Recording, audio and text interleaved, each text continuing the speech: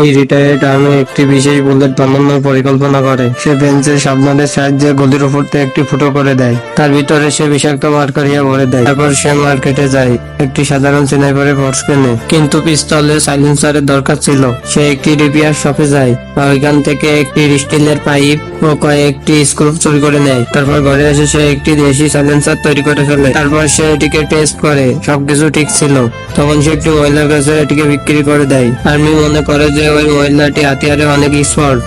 তার আগে এই ছবিটাকে যদি তোমরা সুন্দর মনে করো তাহলে এই ভিডিওতে একটি লাইক এবং চ্যানেলটাকে সাবস্ক্রাইব করে কমেন্ট করে আমাদের পাশে থাকো। সে 500 মিটারে নিশানায় লাগায় এবং প্রতিবারই সঠিক নিশানায় গুলি লাগে। স্নাইপার দেখে খুশি হয়, সে এটিকে কিনে নেয়। কিন্তু ডিলের পর ওই মহিলাটি একটি দেওয়ালের পাশে যায় এবং লুকিয়ে প্ল্যান করে। তার প্ল্যান ছিল এই স্নাইপার দিয়ে ওই লোকটিকেই মারবে যে কিনা এই স্নাইপারটাকে বানিয়েছে। টিগার সপ্তাহে এমন কিছু হয় সে কল্পনাও করেনি। গুলি বেরোতেই সাইলেন্সারে লাগানো বোমটি ব্লাস্ট হয়ে ব্যারেলটি ফেটে যায়। গুলি বাইরে বেরোনোর বদলে সাইলেন্সারে আটকে যায়, আর গ্যাস প্রেসারের রাইফেল তারাতেই ব্লাস্ট হয়ে যায়। মহিলাটির চিৎকার শুনে আর্মি উস্কে আসে, কারণ সে আগে থেকেই সাইলেন্সারে মার্কারি দিয়ে ছিদ্র করে ব্লাস্ট হওয়ার জন্য রেখে দিয়েছিল। আর্মি পিস্তল হাতে নিয়ে ধীরে ধীরে তার সামনে আসে আর বলে যে তুই ভুল মানুষের সাথে শত্রুতামি করেছ।